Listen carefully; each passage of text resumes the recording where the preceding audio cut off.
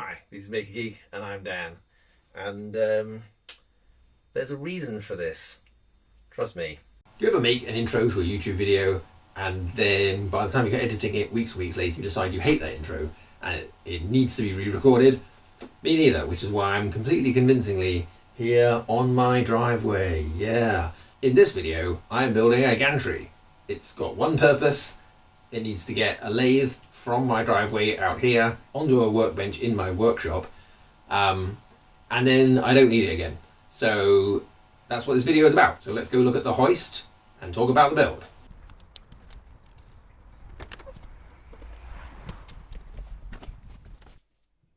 This is my hoist. I've just quickly rigged it up, mostly just to check that it was in fact working. This guy can take 300 kilos off its main hook and 600 kilos when you use this guy to double its forces and half its speed. So this is the heart of the plan.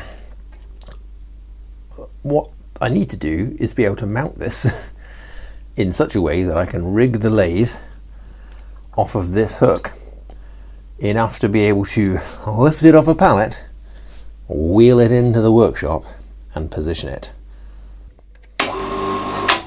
Obviously I thought about renting one, but the problem with renting one is that I don't actually have a lot of room to maneuver in here, and so I thought A, it's expensive to rent one, and B, there's no guarantee of being able to get one that sort of fits the space I have, whereas if I build one I can make it very specific to this purpose. Which comes to the next point. This is basically a one-use hoist. So part of the design consideration for this is that after it has been a hoist, it's going to turn into a welder cart. Basically going to cut it all up once I've used it for its purpose, cut it all up, refactor it into a welding cart. And that has a little bit of an effect on the design. Specifically, I wanted to try and keep kind of obvious lengths to something sensible. Each of the legs of this structure are going to have wheels at the bottom. These are essentially 1.5 meter tall, so they're exactly half the 3 meter length you can buy. Nice simple straight cut. And they're going to have wheels at the bottom, and when they are done being the legs of the hoist, they are going to become the legs, or indeed like the external structure of the welding cart, which will also want wheels at the bottom. So this should hopefully be very reusable. Then we have some side rails, again, nice straight cut, simple things. The top ridge line straight cut. So that leaves these four as complicated cuts to create the 45-degree junction. So this is going to go on something like that. And hopefully this is minimal waste and I can still just cut this down and probably still use it in a useful way in the welding cart. For the wheels, I got these guys. These are super heavy duty. I think these can each take something like 600 kilos. They're like double bearinged, whatever. They're beefy wheels. And they need to go on the end of these box section, which obviously that straight isn't going to work. So I have also cut a whole bunch of this bar. So I'm basically going to gang two of these together, weld them up, and they fit almost perfectly on this. So weld a pair of these together, take them to the mill to drill holes for the bolt holes for the actual wheel, and then weld them square in the center of the bottom of each leg. That will give me my pads to bolt the wheels to. And that's basically the main part of the kind of structure of it all.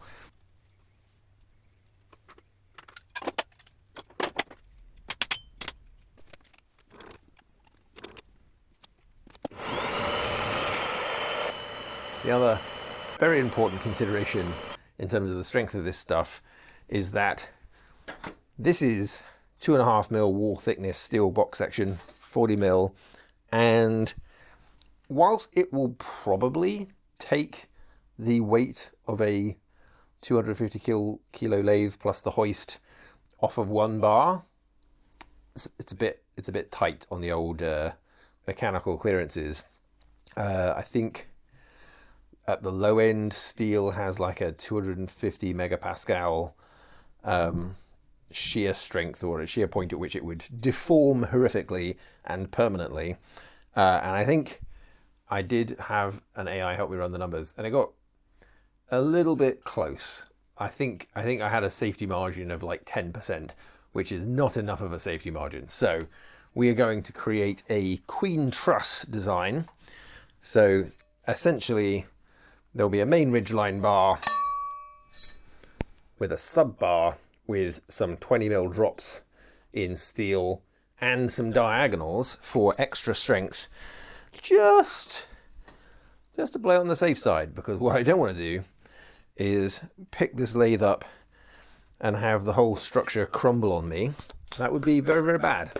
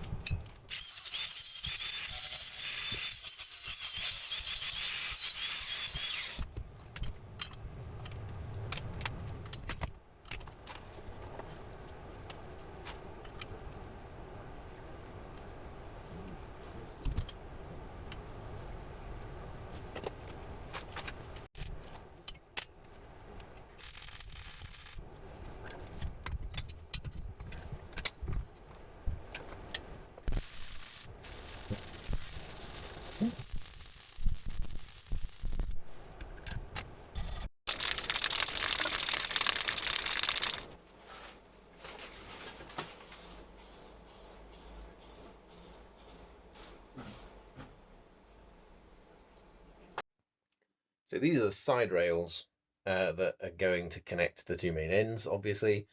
Do I need them to be super, super precise? Not really, but if I can get the ends square and them as close as possible to even, then hopefully it just makes the next steps easier and easier.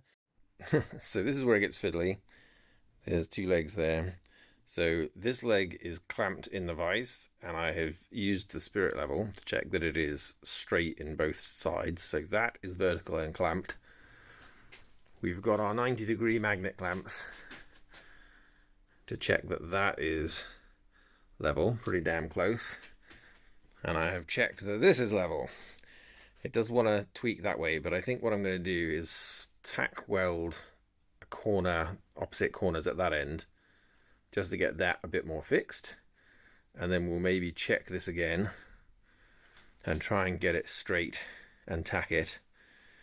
And I'll probably end up, if the tacks are good enough, then I will do the same thing for the other side, and we'll try and get it all tacked up securely enough, but not fully seam welded as a whole structure, basically. And then once it's square, come back and do all the real welding. That's the theory. I'm never very good at doing things this way. Tack welding is always this balance of getting it good enough and solid enough that it'll hold and won't just fall apart when you put any pressure on it, but easy enough to take apart when you inevitably find that you've pulled it out of shape. Let's get some tack welds on.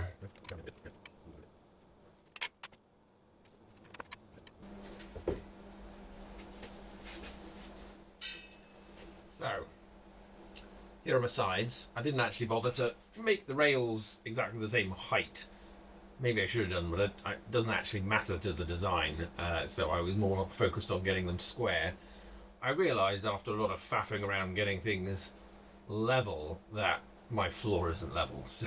So as soon as I moved it somewhere else, I didn't have the level part, but I'm pretty happy with the squareness. I think that's probably the important thing.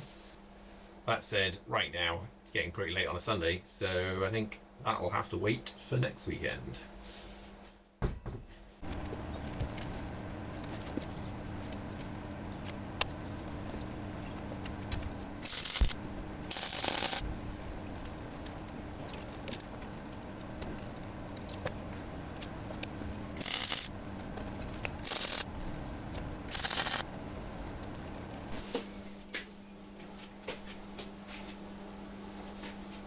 This is where things start to get super awkward, or at least very difficult to manage, because the thing needs to actually start taking its full footprint, and I don't have a lot of room for that footprint.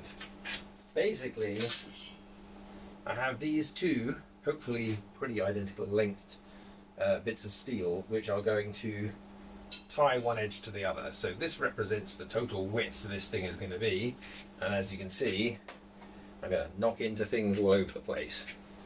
But that's the size it needs to be. So I've tacked up this. I tacked up the beginning of what I'm calling the queen truss. So these all get proper seam welded, but and when this is actually mounted in place, I will also put some diagonals in, and that should be as sturdy as it needs to be. So this needs to end up here somewhere.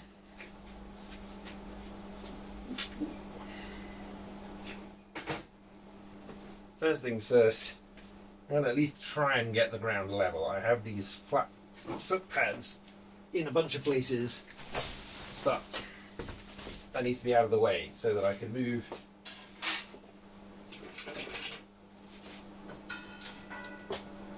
this guy over.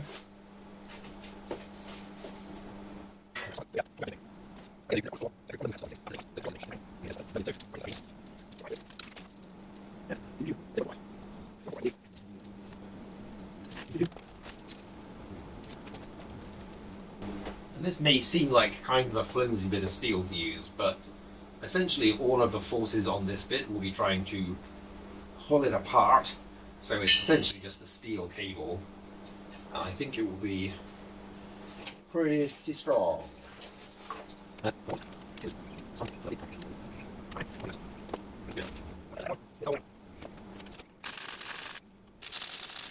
Okay, so I have clamped this rear leg back in the vise and set it vertical and level, and tried to set all of the legs vertical, and the distance between them is correct. So hopefully that means I should be able to start to apply the little roof bits. Is that right?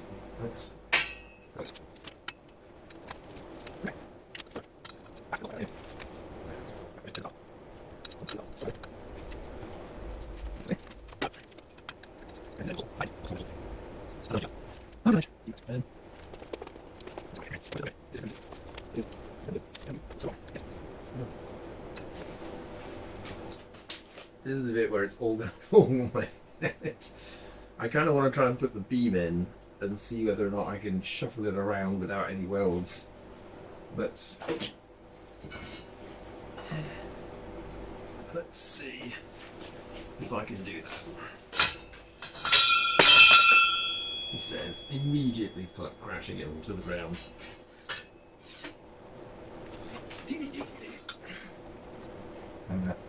Right, so technically, I think technically that is 45, right?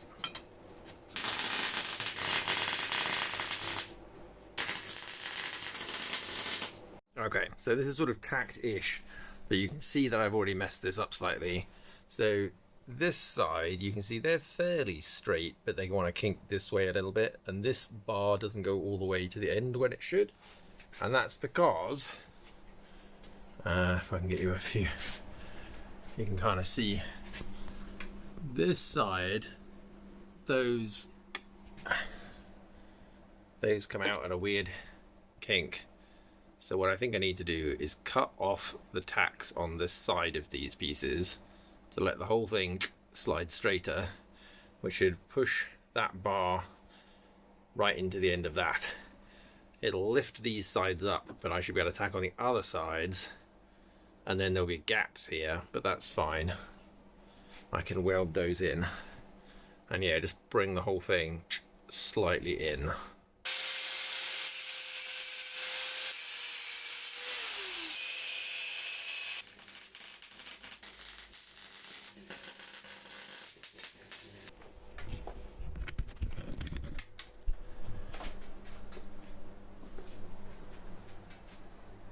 So that, I would say, looks pretty straight. I think we're much better. As Jimmy Durst always says, if it looks straight, it is straight. So that's all tacked in place. There are some big gaps in some of these joints where my cuts were not straight enough, but I will have to just hide all that stuff.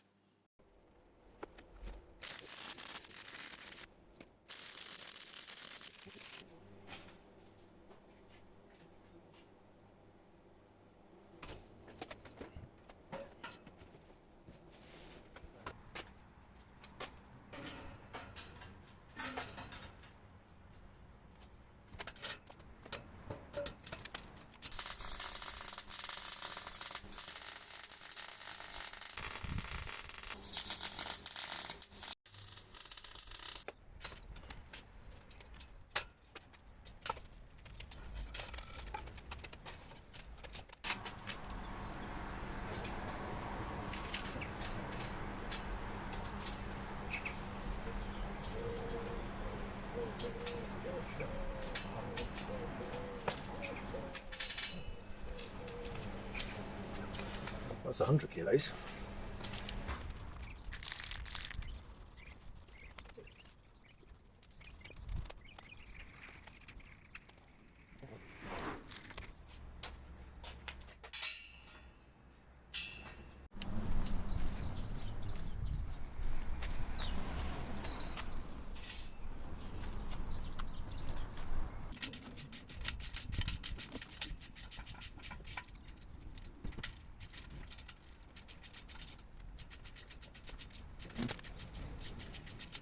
The camera ran out of power whilst I was outside putting the wheels on. And now we're indoors. And it's a lot easier to move with the wheels. But that is somewhat reassuring. It feels pretty good. I have noticed that, of course, my driveway is not flat. And that could be a problem. Often one wheel is off the ground or one leg is off the ground. I think when it comes to it, I'll probably have to try and do something with some plywood to try and give myself as good a chance as possible on an even surface. But we've finished all the welding. I've sort of sprayed some of the joints, mostly just to keep the rust away. I think it's time to mount the hoist, don't you? Oh God, it is heavy.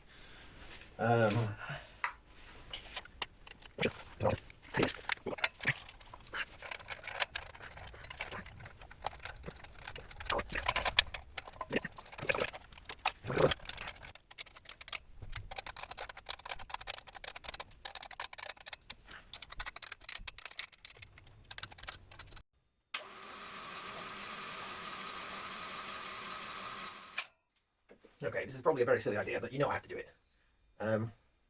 We'll see how much my weight wants to shift.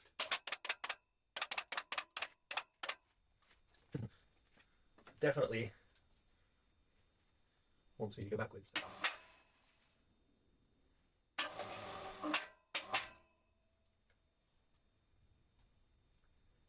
Well, I guess that works. Alright, the paint is all dry on my target workspace. So we are going to go ahead and actually move the baby lathe off of the big workbench onto the little one.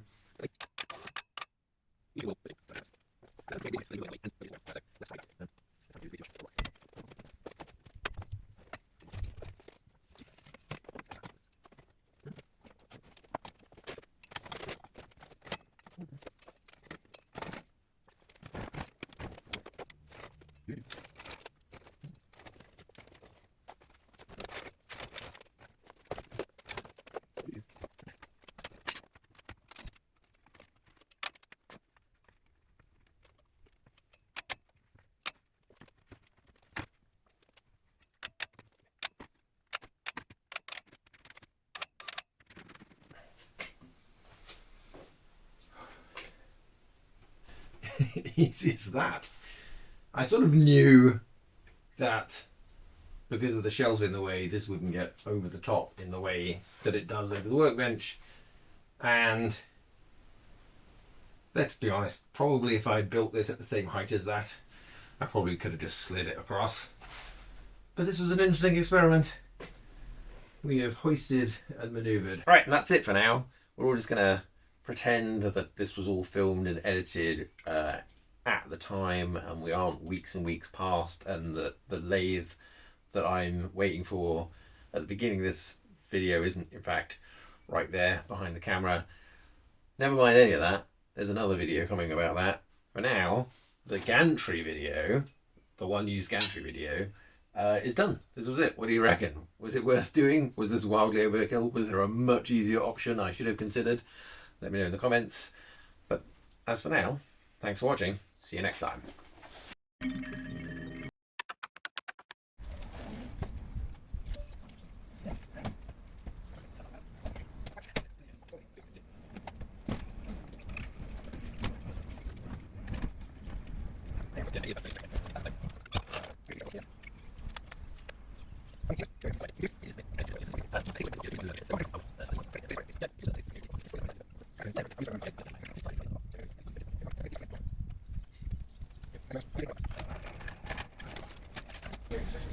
Wow. Now I have to figure out how to move it.